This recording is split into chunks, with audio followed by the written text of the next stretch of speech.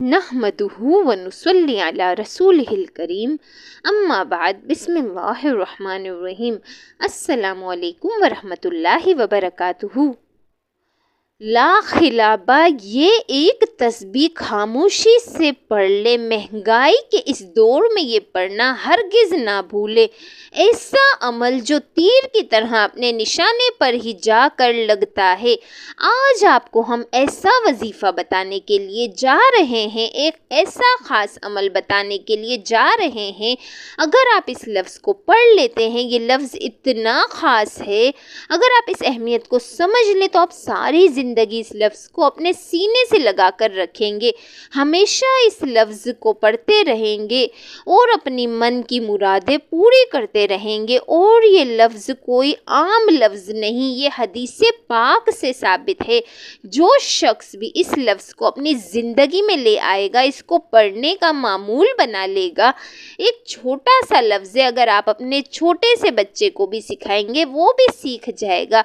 क्या आपकी ज़िंदगी में बहुत से मसले हैं, आप हर वक्त परेशान रहते हैं, रुकावटें हैं, बेजा मुकदमे में फंस चुके हैं, दुश्मन आप पर गालिब आ चुका है, कोई भी कारोबार नहीं चल रहा, जो कारोबार शुरू करते हैं इसी में नुकसान हो जाता है, नौकरी मिलती है चली जाती है और नौकरी मिल ही जाती है, तनख्वाह इतनी कम होती है कि गुजारा ही नहीं होता, कई साल गुजर गए, आपकी ज़िंदगी में सुकून का दिन नहीं आया।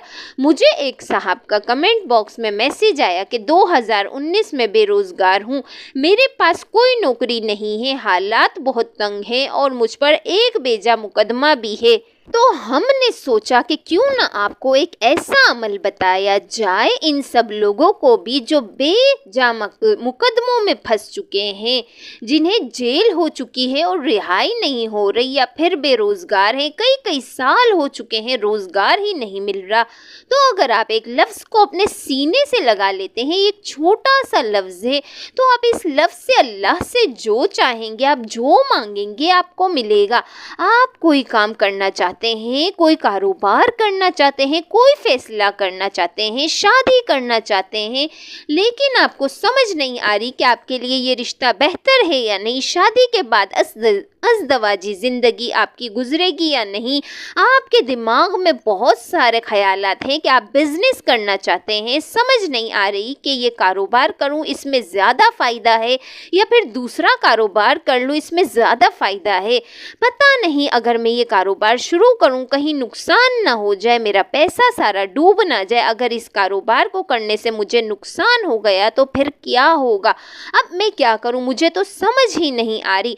अगर आप अपने करियर के बारे में कोई फ़ैसला लेना चाहते हैं या फिर ज़िंदगी का कोई भी मसला है, आप इस बारे में फ़ैसला करना चाहते हैं, आपको समझ नहीं आ रही, आपको लगता है कि कहीं आपसे फ़ैसला गलत ना हो जाए, तो बस जो आज हम आपको अमल बताने के लिए जा रहे हैं, जो एक ख़ास लफ्ज़ आपको बताने के लिए जा रहे हैं, आपने इसका वजीफ़ा कर लेना है, इसका विर्द कर लेना है। वो लफ्ज़ वजीफ़ा भी है और इस्तिखारा भी, यानी आप शादी करना चाहते हैं, कारोबार करना चाहते हैं, कोई भी काम करना चाहते हैं, तो आप इस्तिखारा कर सकते हैं इस लफ्ज़ के ज़रिए। और वो लफ्ज़ क्या है?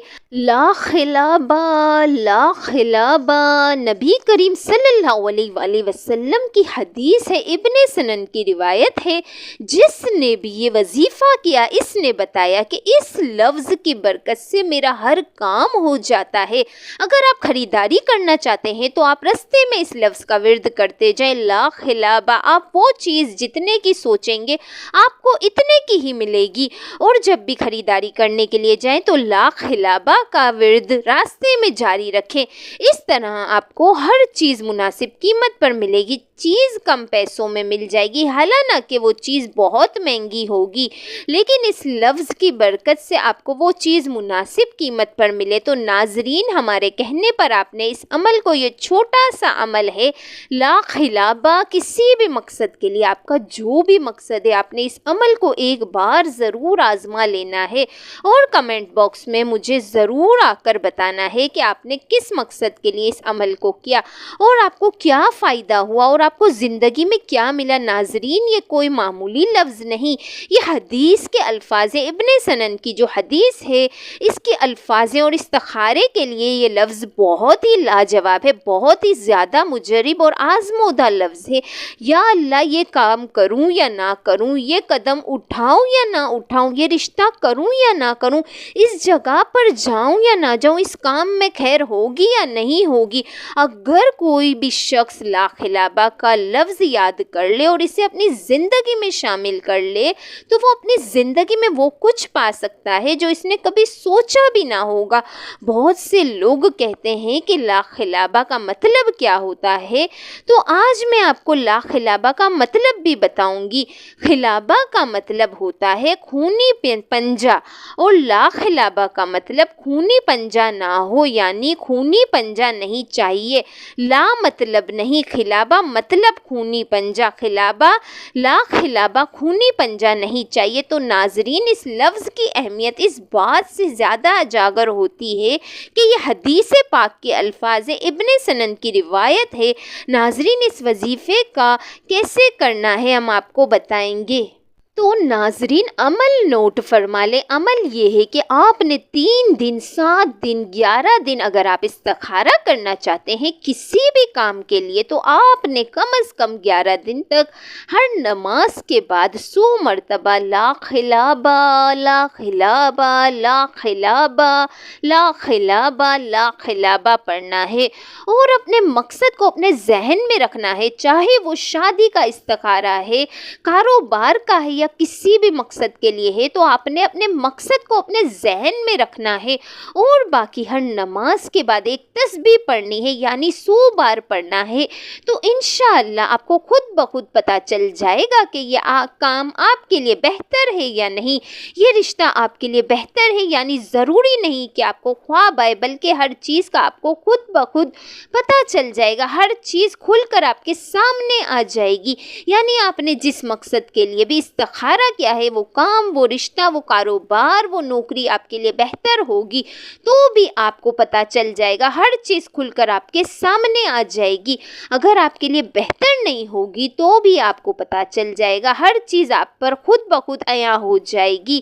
یہ تو ہم نے آپ کو استخارے کا عمل بتایا، اور اگر آپ لا خلابہ کو اپنی زندگی کا معمول بنا لیتے ہیں، یعنی روزانہ ایک تسبیح صبح اور ایک تسبیح شام لا خلابہ کی کرتے ہیں تو انشاءاللہ آپ کی ہر مراد پوری ہوگی، آپ جو چاہیں گے آپ کو ملے گا۔ آپ کروڑ پتی بننا چاہتے ہیں، اربوں پتی بننا چاہتے ہیں، آپ کے پاس گاڑی نہیں ہے، گھر نہیں ہے، آپ دین یا دنیا کی کوئی بھی نعمت حاصل کرنا چاہتے ہیں تو اس لفظ سے آپ سب کچھ حاصل کر سکتے ہیں۔ اگر آپ سچے دل سے کامل یقین کے ساتھ اس حق سے کوئی بھی چیز مانگیں گے اور آپ کو نہ ملے، آپ پر دنیا میں کتنی ہی مشکلات کیوں نہ آ جائیں، مصیبتوں کے پہاڑ ہی کیوں نہ ٹوٹ پڑے، ان سب مصیبتوں، ان سب مشکلات سے نکالنے والی ذات صرف اللہ کی ہے، اور جو مانگیں گے آپ کو ملے گا۔ کوئی ایسی چیز ہے جسے آپ حاصل کرنا چاہتے ہیں، کئی سال ہو گئے ہیں آپ اس کے پیچھے لگے ہوئے ہیں لیکن آپ کو وہ چیز حاصل نہیں ہو رہی، تو آپ اس لفظ کو اپنا لیں، زندگی کا معمول بنا لیں۔ روزانہ ایک تسبیح صبح اور ایک تسبیح شام، تو انشاءاللہ دنیا کی کوئی چیز ایسی نہیں ہے جو آپ حاصل نہیں کر سکتے۔ اس وظیفے سے، اس عمل سے آپ کو فائدہ تو ہو۔ اللہ پاک کی ذات کا شکر ادا کرنا ہرگز نہ بھولا کریں، کیونکہ اللہ پاک ہی ہماری مشکلوں کو آسان فرماتا ہے، تو اللہ پاک کی ذات کا ہمیشہ شکر ادا کیا کریں۔ جتنے بھی لوگ کمنٹس باکس میں دعاؤں کے لیے کہتے ہیں، جس کی جو بھی حاجت ہے، ہماری دعا ہے کہ رب کریم سب کی حاجت کو پورا فرمائے، سب کی نیک دلی جائز خواہشوں کو پورا فرمائے۔ جو بھی مسلمان جس بھی تکلیف میں ہیں، جس بھی پریشانی میں ہوں اور جس بھی مقصد کے لیے اس وظیفے کو کرنا چاہتے ہیں، اللہ پاک سب کی نیک دلی جائز خواہشوں حاجتوں کو پورا فرمائے، اور اللہ پاک اپنی ذات کے سوا کسی کا کبھی بھی محتاج نہ کرے۔ اے اللہ پاک ہمیں گمراہی کے راستے سے ہٹا کر صراط المستقیم کے راستے پہ چلنے والا بنا دے۔